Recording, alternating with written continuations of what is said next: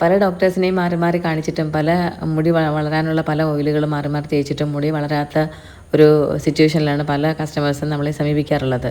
അങ്ങനെ വന്ന ഒരു മാഡമാണ് കേട്ടോ ഇത്. മോളുമായിട്ടാണ് ട്രീറ്റ്മെൻറ്റിന് വന്നത്. മാഡമായിട്ട് വിശദമായിട്ട് സംസാരിച്ചു. മുടി പോകാനുള്ള റീസൺസ്, എത്ര നാളായി മുടി പോകുന്ന, അതൊക്കെ വിശദമായിട്ട് ചോദിച്ചറിഞ്ഞ ശേഷമാണ് നമ്മൾ ട്രീറ്റ്മെൻറ്റ് തുടങ്ങുന്നത്.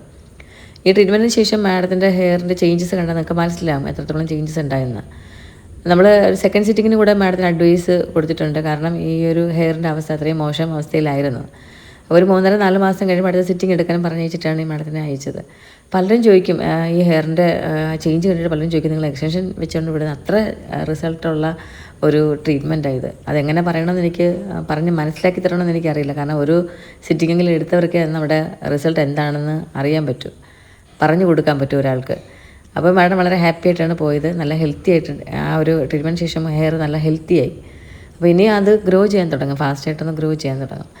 അപ്പോൾ നമ്മുടെ ട്രീറ്റ്മെൻറ്റൊക്കെ വളരെ ഒരുപാട് നല്ല റിവ്യൂസൊക്കെ വരുന്നുണ്ട്. ഒരുപാട് കസ്റ്റമേഴ്സിൻ്റെ റിവ്യൂസ് ഇതിനകത്തുണ്ട്. മാത്രമല്ല ഒരുപാട് പേര് ഇൻബോക്സിൽ മെസ്സേജ് അയക്കാറുണ്ട്. എല്ലാ മെസ്സേജുകൾക്കും ഞാൻ ആവുന്നത്ര പെട്ടെന്ന് മറുപടി കൊടുക്കാൻ ശ്രമിക്കാറുണ്ട്. അപ്പോൾ നല്ലൊരു വീഡിയോയിൽ കാണുന്നവരെ ടാറ്റാ ബൈ.